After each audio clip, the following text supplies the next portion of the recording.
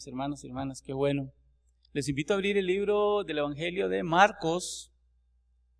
Estamos ya casi terminando el libro de Marcos. ¿Se acuerdan cuándo lo iniciamos? Ya vamos por el capítulo 14. Vamos a abrirlo en el verso 26, porque el capítulo lo inició el hermano José Robleto la semana anterior. Y quedamos en el relato de la última cena, la última Pascua, cuando estuvo el Señor con sus discípulos y antes de que iniciara el proceso de su arresto y posterior crucifixión, y gracias a Él, a su resurrección. Amén. Así que vamos a estudiar hoy un pasaje demasiado especial, porque desde el nacimiento de Jesús y aún dentro de los planes eternos de Dios, cuando Él dijo, yo voy a salvar a la humanidad a través de mi Hijo que va a ser el Salvador, el Redentor del mundo, todo lo que se preparó por miles de años, desde el tiempo de Abraham, pasando, ¿verdad?, por los patriarcas, pasando por Egipto, pasando por los jueces, pasando por los primeros reyes de Israel, y ahí hasta el tiempo que nace Jesús, llegamos a un punto culminante. Llegamos al punto donde el Señor ya estaba listo para hacer lo que a Él el Padre le había encomendado, cuál era morir por toda la humanidad. Hoy vamos a estudiar este pasaje, ya lo tienen, Marcos capítulo 14, verso 26, dice la palabra: cuando hubieron cantado el himno, estaban ellos en el aposento, recuerden, terminaron la Pascua. Y dice, cuando hubieron cantado el himno, salieron al monte de los olivos. Entonces Jesús les dijo, todos os escandalizaréis de mí esta noche, porque escrito está, heriré al pastor y las ovejas serán dispersadas. Pero después de que haya resucitado, iré delante de vosotros a Galilea. Entonces Pedro le dijo, aunque todos se escandalicen, yo no. Qué valiente Pedro, ¿verdad? Y Jesús dijo, de cierto te digo que tú, hablando a Pedro, ¿verdad?, hoy, dice, en esta noche, antes que el gallo haya cantado 2 veces, me negarás 3 veces. Mas él con mayor insistencia decía, si me fuere necesario morir contigo, no te negaré. También todos decían lo mismo. Esos todos eran sus hermanos discípulos, ¿verdad? Los discípulos de Jesús. Entonces salen ellos, después de que Pedro le promete que nunca lo va a dejar. Y dice que vinieron pues a un lugar que se llama Getsemaní. Y dijo a sus discípulos, sentados aquí, entre tanto que yo oro, y tomó consigo a Pedro, a Jacobo y a Juan, y comenzó a entristecerse y a angustiarse. Y les dijo, mi alma está muy triste hasta la muerte. Quedaos aquí y velad. Yéndose un poco adelante, se postró en tierra y oró que si fuese posible pasase de él aquella hora, y decía, Abba, Padre, todas las cosas son posibles en ti, aparta de mí esta copa, mas no lo que yo quiero, sino lo que tú. Vino luego y los halló durmiendo y les dijo a Pedro, Simón, ¿duermes? ¿No has podido velar 1 hora? Velad y orad para que no entréis en tentación. El espíritu a la verdad está dispuesto, pero la carne es débil. Otra vez fue y oró diciendo las mismas palabras.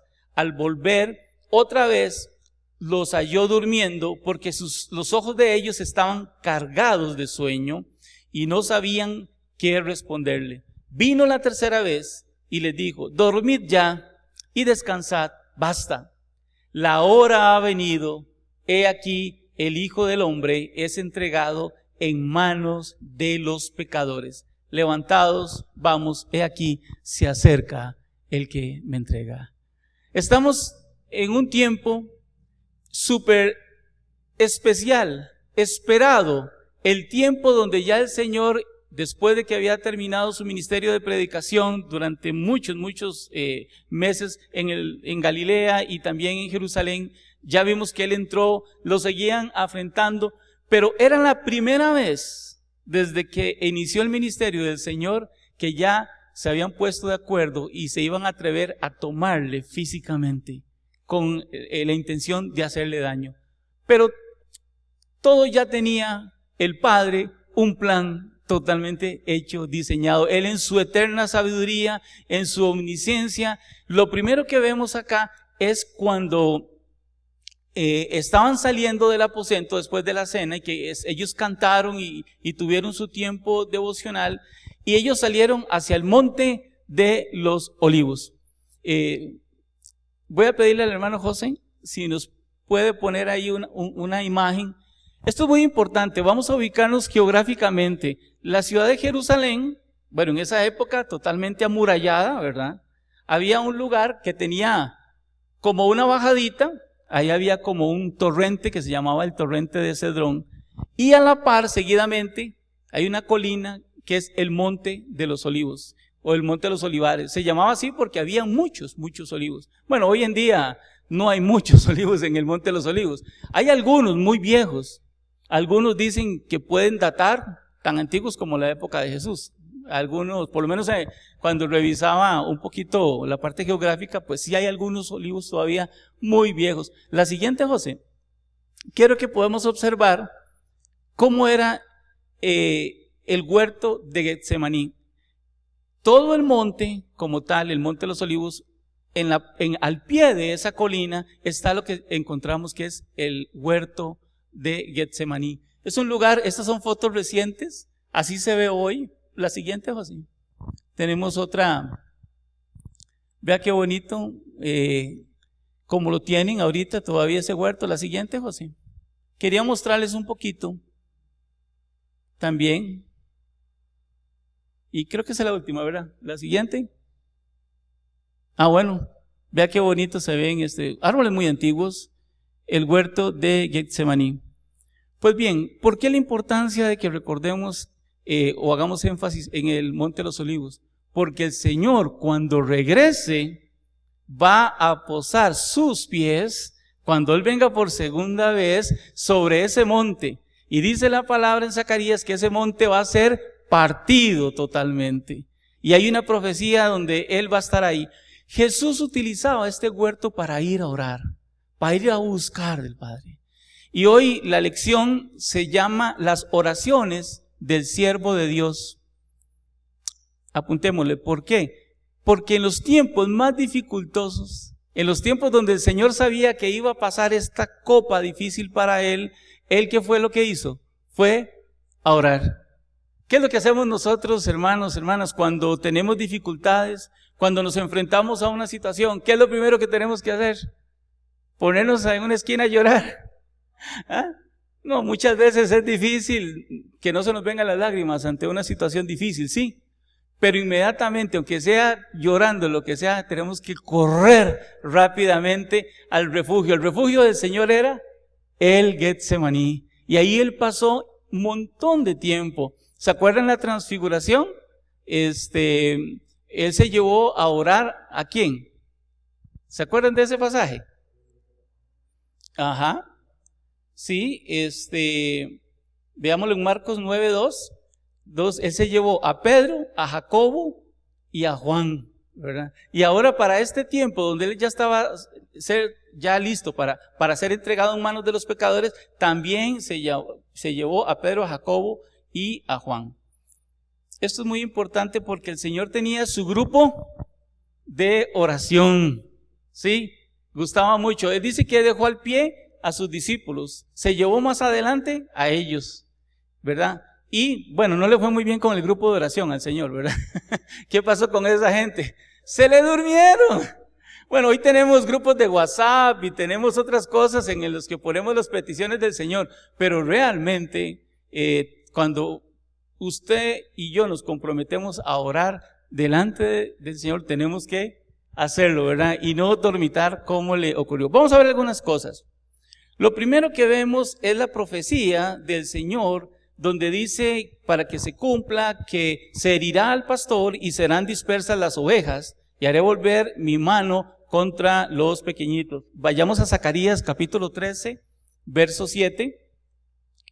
Dice, levántate, oh espada contra el pastor. Vamos a ver, ese es un lenguaje profético. Dice, levántate, oh espada, como que le está hablando la espada, contra el pastor. ¿Ese pastor quién es?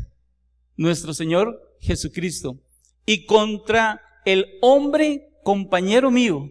Subraya esa palabra, es una cosa extraordinaria. Como en la Trinidad en Dios, ¿verdad? Un solo Dios en tres manifestaciones. Él dice, contra el hombre compañero mío. Solo le faltó ponerle a Zacarías Jesucristo o Jesús. Está hablando Dios y está diciendo que se va a levantar espada contra el compañero mío.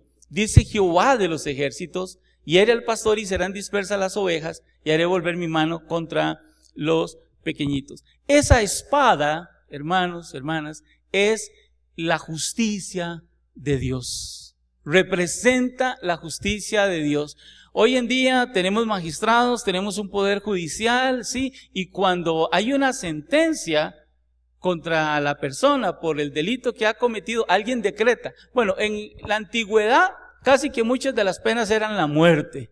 Entonces ese instrumento de espada representa el acto final contra un condenado, ¿verdad? Para ejecutarlo. Entonces en el lenguaje profético, esa espada que hiere al pastor es la justicia de Dios. Porque Dios es tan santo. Dios en su santidad no admite el pecado, entonces tuvo que ofrecer a su Hijo para ser herido por su propia justicia. O sea, el mismo Señor dijo, la humanidad no tiene capacidad de poderse por sí misma redimir del pecado, yo voy a proveer eso. Y la misma justicia de Dios es la que hiere. Entonces el Señor cita a Zacarías, y volviendo al pasaje de Marcos, lo primero que vemos es a Pedro, diciéndole que no, Señor, aunque usted lo vayan a herir, aunque esté como que si fuera en contra de la profecía, ya el Señor lo sabía, ¿verdad? Zacarías vivió más o menos como el año 550, de hecho Zacarías nació en el cautiverio en Babilonia, o sea, varios siglos antes ya el Señor había dicho, va a pasar esto. Qué interesante, ¿verdad? Le dice, se van a escandalizar, pero Pedro inmediatamente, nuevamente nuestro querido Pedro, ¿verdad? Dice, yo no lo voy a hacer. A mí me parece que aquí lo que podemos aplicar de la parte de Pedro es que le está haciendo una promesa, ¿sí o no? Está prometiéndole al Señor, yo no lo voy a hacer. Ya todos conocemos la historia de lo que pasó, pero nos ponemos a pensar, hermanos y hermanas, ¿cuántas veces nosotros le prometemos al Señor cosas serias? Aquí estábamos hablando de vida y muerte. Y Pedro sencillamente dijo, lo voy a hacer, me voy a comprometer. Y no lo hizo. Quiero que por favor vayamos a Deuteronomio 23:21. Dice la palabra, cuando haces voto a Jehová tu Dios, no tardes en pagarlo, porque ciertamente lo demandará Jehová tu Dios de ti, y sería pecado en ti. Hermanos, sencillamente ofrecerle algo al Señor y no cumplirlo es pecado delante del Señor. Dice 22, mas cuando te abstengas de prometer, no habrá en ti pecado. Tenemos que tener un dominio especial sobre nuestra boca, sobre nuestros labios, porque muchas veces estamos apresurados y queremos decir, vamos a hacer tal cosa y nos queremos comprometer y después, cuando llega el momento, no lo hacemos. Eso se nos convierte en pecado. Quiero compartirles algo, hermanos y hermanas. Vieras que, hablando de promesas, hace un tiempo, pues yo venía orándole al Señor por personas que pudieran ayudarme con la parte de todo lo que hacemos en la iglesia. Hay muchas cosas, pero principalmente en la parte técnica. Y hubo una persona que se me acercó hace algún tiempo y me ofreció, como dice el oro y el moro, ¿verdad? Me ofreció de todo. Y claro que sí, vamos a venir temprano, vamos a hacerlo, yo te voy a ayudar, y me mandaba mensajes, y era un entusiasmo, ¿verdad? Que yo dije, wow, oración contestada. Dije yo, qué dicha, ¿verdad? Bueno, pues el primer día que llegó yo estaba todo contento y viendo y no llegó la persona. Algo pudo haber pasado, ¿verdad? Pues pasó el segundo, el tercero, el cuarto, y esa persona simplemente no volvió a congregarse con nosotros. Pero unas horas antes me había dicho, voy a dejar lo que estoy haciendo por servir al Señor. Tengo un fuego en mi corazón. Tengo un hambre de querer trabajar por el Señor. Cuidado con lo que hablamos. Porque no solo es pecado delante de Dios, eso trae consecuencias. Porque todo pecado trae consecuencia a nuestra vida. Y les compartí eso porque yo simplemente me desanimé. Yo dije, qué lástima. Desánimo porque, bueno, pues perdí la oportunidad de tener un consiervo que trabajara conmigo, pero también me sentí mal por la otra persona en el estado, ¿verdad? Porque sabía que una persona que promete algo así para el Señor y no lo hace después, es con el Señor realmente con quien se comprometió. Y eso puede traerle circunstancias difíciles. Vayamos también a Eclesiastés 5, versículo 4-7. Dice Eclesiastés 5:4, cuando a Dios haces promesa, no tardes en cumplirla, porque Él no se complace en los insensatos. Cumple lo que prometes. O sea, no cumplir lo que prometemos es una insensatez. Así la describe la palabra. Mejor es, verso 5, que no prometas y que no prometas y no, que prometas y no cumplas. No dejes que tu boca te haga pecar, ni digas delante del ángel que fue ignorancia, porque harás que Dios se enoje a causa de tu voz y que destruya la obra de tus manos. Ve lo que le decía de las consecuencias. Si en el verso 6 dice la palabra que hará que el Señor, ¿qué? Se enoje. ¿Queremos enojar al Señor? No, ¿verdad? Entonces tengamos cuidado con lo que prometemos. Ahora, en el pasaje, en el relato de Lucas, podemos pasar por favor a Lucas 22:31. Leemos el mismo pasaje, pero ve qué interesante. Dijo también el Señor, Simón, Simón, he aquí Satanás os ha pedido para zarandearos como a trigo, pero yo he rogado por ti que tu fe no falte, y tú, una vez vuelto, es decir, después del trago terrible que él va a pasar, porque la pasó muy mal después de que lo negó, dice, después de que vuelto, confirma a tus hermanos. Y él le dijo, Señor, estoy dispuesto a ir contigo, no solo a la cárcel, sino también a la muerte. Y ahí el Señor le repite que este mismo día, en la noche, antes de que el gallo cantara 2 veces, ya él lo había negado 3 veces. ¿Qué vemos aquí? Que Pedro, por más que prometió, ¿verdad? Tenía el enemigo una oposición para que Pedro pudiera cumplir esa promesa. ¿Qué significa eso? Que tenemos, como decía el Señor, que hay que velar y orar para no entrar en tentación. Qué importante es la oración. El tema de hoy es la oración del Señor. ¿Y dónde vemos esa oración? Bueno, pasamos por favor al verso 32, donde él se fue al huerto de Getsemaní. Dice, vinieron y le dijo a sus discípulos, sentados aquí, entre tanto que yo oro. ¿Y tomó a quién? Ya vimos a Pedro, a Jacobo y a Juan, que eran su grupo de oración. Y comenzó a entristecerse y angustiarse, y le dijo, mi alma está muy triste hasta la muerte, quedaos aquí y velad. El verso 35 es el verso clave de la lección de hoy. Dice, yéndose un poco adelante, se postró en tierra y oró que si fuese posible, pasase de él aquella hora, y decía, Abba, que significa papá, Padre, todas las cosas son posibles en ti, aparta de mí esta copa, mas no lo que yo quiero, sino lo que tú. Vemos al Señor en una posición difícil. Él, 100% Dios, 100% humano, él podía sentir toda la angustia de lo que él esperaba, él sabía a lo que tenía que enfrentarse. Pero meditando en esta palabra, hermanos, yo pienso que una cosa es el dolor físico que podía tener nuestro Señor Jesucristo, y otra cosa era la expectativa de saber que todo el pecado de la humanidad y que la espada de la justicia de Dios, como acabamos de leer, iba a herirlo a él. Y esa espada era en la parte interior del Señor, donde él estaba angustiado. Yo me imagino que sí, él tenía dos cosas por las cuales estar preocupado. Una, por lo que le iba a pasar en lo físico, que no fue menor, ¿ok? Pero lo segundo es que iba a cargar todo lo que el Padre rechazaba.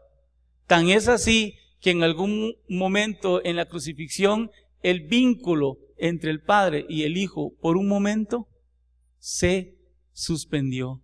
Porque Él dijo, ¿por qué me has desamparado? En ese momento, el Señor era totalmente el pecado de la humanidad y la justicia de Dios estaba sobre Él. ¿Para qué? Para justificarnos a nosotros por nuestros pecados. Vamos a leer, por favor, Zacarías 12:2, porque vamos a hablar un poquito sobre la palabra copa. Hay una persona que si lee sin entendimiento va a decir, pero ¿cómo es eso? Que el Señor estaba orando con una copa. ¿Me explico? Pero el que entiende lo que está leyendo y lo que dice la palabra de Dios, sabe que el Señor estaba hablando de un símbolo que estaba en el Antiguo Testamento y que también está en el Nuevo Testamento, porque la copa es simplemente un símbolo y se usa para indicar que es como el recipiente donde se deposita la ira del Señor. Y cuando Él habla de la copa o de ese cáliz, ¿verdad?, donde se va a verter todo el enojo, la ira de Dios contra el pecado de la humanidad. Zacarías 12:2, ¿ya lo tienen? Lo leo, dice, he aquí yo pongo a Jerusalén por copa. Ahí está el lenguaje profético, el lenguaje en el que está hablando el Señor cuando le dice que deja pasar esa copa. Dice que hará temblar a todos los pueblos de alrededor contra Judá en sitio contra Jerusalén. Y aquel día yo pondré a Jerusalén por piedra pesada a todos los pueblos. Todos los que se carguen serán despedazados. Bien que es que todas las naciones de la tierra se juntarán contra ella. Hermanos, este pasaje, si quiere, lo puede subrayar, porque hoy se está cumpliendo esta escritura. Es una de las profecías. Todas las naciones en este momento, ¿verdad?, muchas de ellas están ya contra Israel por la situación de guerra en la que está contra Hamas, el grupo terrorista, ¿verdad? ¿Y quién está sufriendo por medio de eso? El pueblo de la franja de Gaza. Y a través de eso dice, pondré a Jerusalén por piedra pesada a todos los pueblos de la tierra. Y es que ese conflicto ahí en este momento está afectando geopolíticamente a todo el planeta. Y esto apenas está comenzando, porque llegará el momento donde ya sí se pondrán de acuerdo los reyes del oriente contra otras naciones, contra Rusia y otro, tal cual está en la palabra, y van a venir. Y es cuando va a venir todo lo que el Señor nos ha dicho en el libro de las revelaciones. Por favor, Isaías 51:17. Isaías, estamos hablando sobre esa copa de la que hablaba el Señor. Despierta, despierta, levántate, oh Jerusalén, que bebiste de la mano de Jehová el cáliz de su ira, porque el cáliz de aturdimiento bebiste hasta los sedimentos.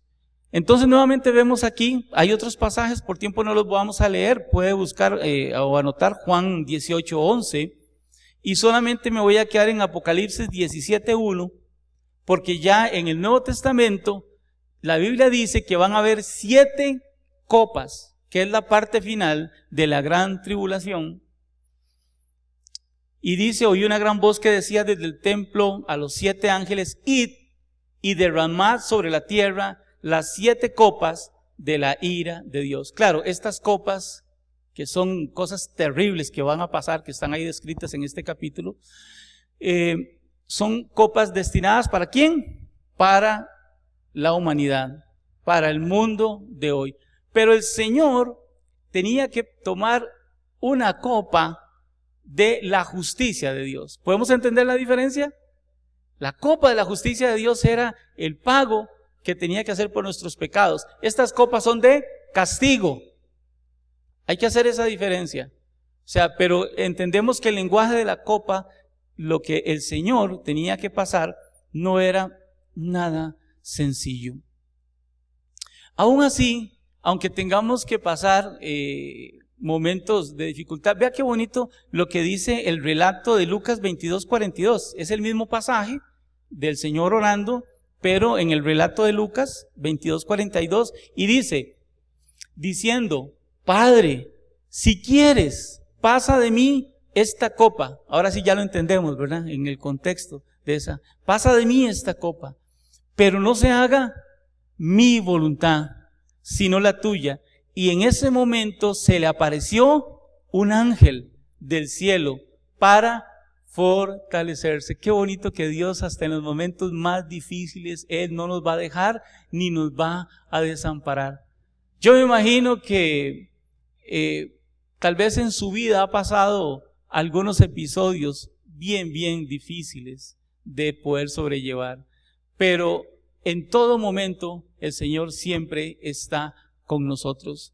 No dice la palabra que el ángel de Jehová acampa alrededor, ¿verdad? Y nos defiende. Tenemos una cobertura especial de Dios en todo momento. Él está pendiente, aunque estemos en lo más difícil, aunque estemos en la angustia más extrema, el Señor no se va a alejar de nosotros. Y vea qué bonito, me gustó mucho esa parte porque los discípulos, ¿qué estaban haciendo? Estaban durmiendo. Y el Señor dice, Pedro, Jacobo y Juan, sí, me van a ayudar más adelante, pero ahorita están como, ¿verdad? No van a ser los grandes hombres que fueron después, ¿verdad? Pero en ese momento el Señor mandó a llamar a un ángel y le dice, váyase para abajo. ¿Para qué? Para que fortalezca a mi hijo, para que lo ayude en esta hora difícil. ¿Cuántas veces hacemos las de Pedro, Jacobo y Juan, hermanos?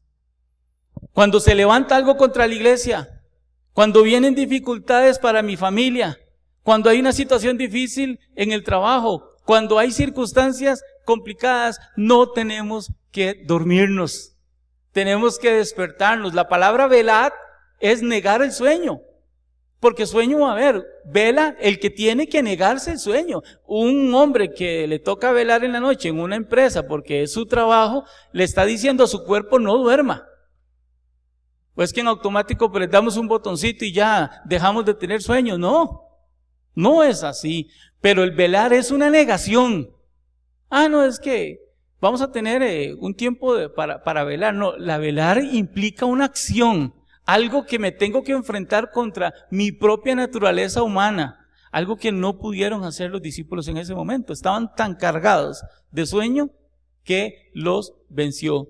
Pero bueno, aún así, dice la palabra en el verso 44, ahí estamos leyendo, y estando en agonía, oraba más intensamente.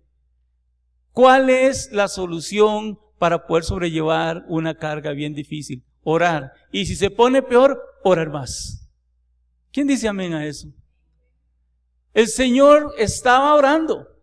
Estaba en un tiempo muy triste, de mucha angustia, pero en el momento que más sentía esa lucha interna. Esta palabra agonía tiene dos acepciones en español. No sé cómo es en otro idioma, pero en español agonía es una transición. La persona que agoniza es una transición entre la muerte, entre la vida y la muerte, ¿sí? Pero también está la otra acepción de esta palabra agonía, que es como una angustia, un sufrimiento pero bien extremo. Es una situación que tiene un cambio físico en nuestro cuerpo, ¿verdad? Nos debilita, nos hace estremecernos, una angustia de ese tipo. Sí, me refiero a la raíz de la palabra, agonía, sí. El Señor en este momento tenía una gran lucha, por decirlo así, una batalla muy fuerte. Porque, como vamos a leer un poquito más adelante, el Señor les dijo a ellos, miren, si yo quisiera, puedo pedir una docena de legiones de ángeles Y ya tenía uno cerca. Señor, ¿qué le costó? Y le mandó uno, no le iba a faltar mandarle todos. Pero el Señor, ¿qué fue lo que hizo? Se mantuvo fiel a lo que le había prometido al Padre. Y él vino y cumplió lo que el Padre, la encomienda que el Padre le había dado. Entonces, tenemos que velar y orar para no entrar en tentación. Termino con la ya muy conocida traición de Judas. Vemos en Marcos ahí, ahora vamos al verso 41, ya después de que vino en el 43, por favor. Estaba hablando él aún, vino Judas, que era uno de los 12, y con él mucha gente con espadas y palos, de parte de los principales sacerdotes, que no llegaron, por cierto. Mandaron a otros, los grandes Caifás, Anás y todo el Sanedrín, y todos ellos se quedaron ahí, en el templo, probablemente orando, según ellos, ¿verdad? Y entonces, mandaron una gente, ¿verdad? Los que eran sus esbirros y hombres que ya estaban contratados para apresar a Jesús. Y dice, el que les entregaba les había dado señal diciendo, al que yo besare, ese es, prendedle y llevarle con seguridad. Cuando vino se acercó luego a él y le dijo, maestro, maestro, y le besó. Vemos en otro pasaje, en otro relato, Mateo 26:50, donde el Señor, en el relato de Mateo, le dijo, amigo, ¿a qué vienes? Amigo. ¿Cómo les gustaría que el Señor nos llame a nosotros amigo? Nosotros podemos llamar a Dios amigo, pero que Dios te llame amigo es otra cosa. Ahí vemos la gran misericordia del Señor. Si Judas hubiese arrepentido, se hubiese salvado. Pero él no se arrepintió. Él tuvo un gran remordimiento. No, es que él sí fue y devolvió la plata y todo eso. No, pero el Señor había caminado con él todo su ministerio. Conocía a Judas muy bien. Y Judas conocía a Jesús. Judas vio todos los milagros que hizo. Vio cómo el Señor se manifestó con gran poder. Y él no tenía dudas, pero tenía que cumplirse la Escritura y el Señor en su omnisciencia sabía que este era el hombre, ¿verdad? Que el hombre que iba a cometer este pecado de entregarle. Hay otro pasaje muy ilustrador sobre el tiempo en el que el Señor, ya estando listo, después de la oración, él salió fortalecido.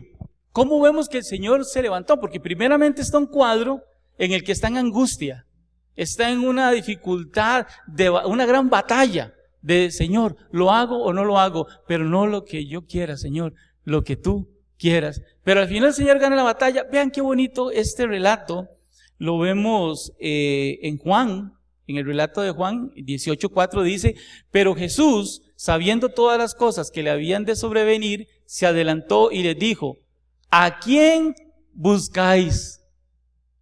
Lo leí muy rápido. Sabiendo todas las cosas, el Señor ya sabía, tenía en su omnisciencia, sabía todo lo que iba a pasar. Pero dice, se adelantó. O sea, no se quedó ahí esperando a que llegaran, sino que el Señor tomó quiero que tomen una imagen de lo que el Señor dice. Ok, allá los veo donde vienen, con palos, vienen con espadas. ¿Y qué fue lo que hizo el Señor? Empezó a caminar hacia ellos. Ya el Señor tenía una fortaleza en ese momento, a saber, porque Él ya sabía lo que venía. Todo por lo que había estado orando. Y les dijo, ¿a quién buscáis? Como diciendo, ¿a qué vienen? Qué actitud más ejemplarizante de nuestro Señor. Cuando veamos alguna situación que va a venir, que afecte nuestra vida, número 1, nos metemos a orar. Si se pone peor, nos metemos a orar un poco más. para que cuando ya venga la situación, simplemente no esperemos a que llegue, vamos a estar preparados para enfrentarla. Amén. Qué bonito. Y dice en el verso 5, y respondieron, venimos a buscar a Jesús Nazareno. Jesús le dijo, yo soy. Las palabras del yo soy. ¿Cómo es el nombre del Señor? Yo soy. El yo soy. Y estaba también con ellos Judas, que le entregaba, dice el relato de Juan. Cuando les dijo, yo soy, es que esa palabra, yo soy, nosotros sí entendemos que es el nombre con el que Dios se dio a conocer, ¿verdad? Pero no es nada menor. O sea, el yo soy, ¿verdad? Hay muchas traducciones a nuestro idioma, Yahvé, Jehová es una que la encontramos en la Biblia, pero no es tan apegada a la fonética real, ¿verdad? Tal vez el pastor nos puede ayudar un poquito, pero he escuchado Yahvé, Jehová, pero ese yo soy que habla el Señor, causó algo interesante en la gente que venía a buscarla. Mire el verso 7, volvió pues a preguntarle, ¿a quién buscáis? Y ellos dijeron, a Jesús Nazareno. Y respondió Jesús, os he dicho que yo soy, el yo soy eterno, el yo soy Elohim, el Dios todopoderoso. Y dice, pues si me y en ese momento ellos cayeron a tierra. Verso 6, retrocedieron y cayeron a tierra. El poder del Señor estando delante de ellos, todos los que venían con Él quedaron en la tierra. Yo no sé si usted se había puesto a pensar en este pasaje. Siempre vemos en las películas cuando llegan ahí en la noche con Jesús a agarrarlo y toda la circunstancia, pero todos quedaron tirados en el suelo. Cuando Él dijo, yo soy, aquí estoy, el que buscáis. Y qué bonito el poder de Dios, ¿verdad? Tuvieron que levantarse y tampoco fue que a Él lo tuvieron que agarrar por la fuerza. Vemos el pasaje de Pedro, donde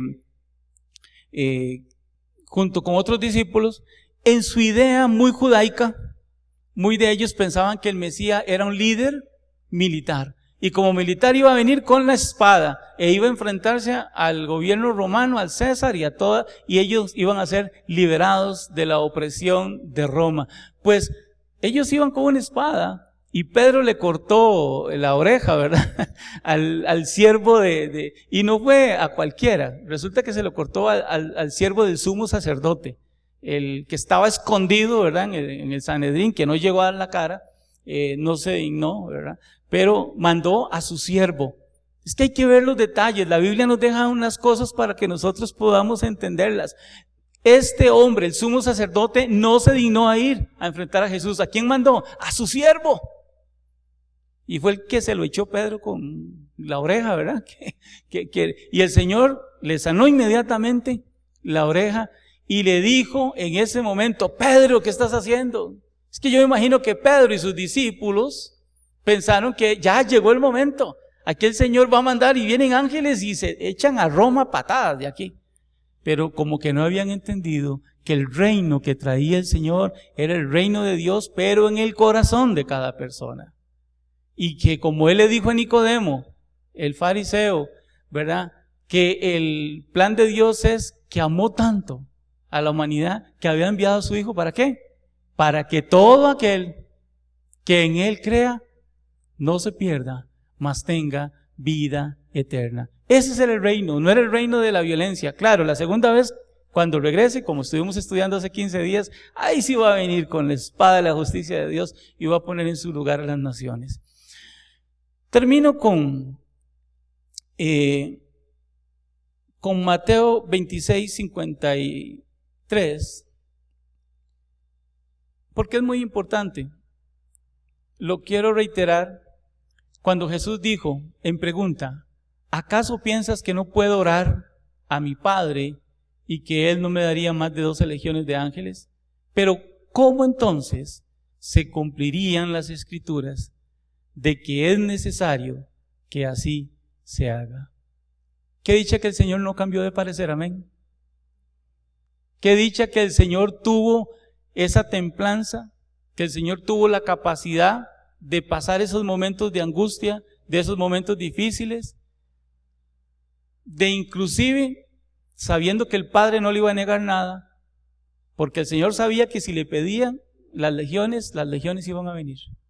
Y Él se abstuvo de eso por amor a usted y por amor a mí.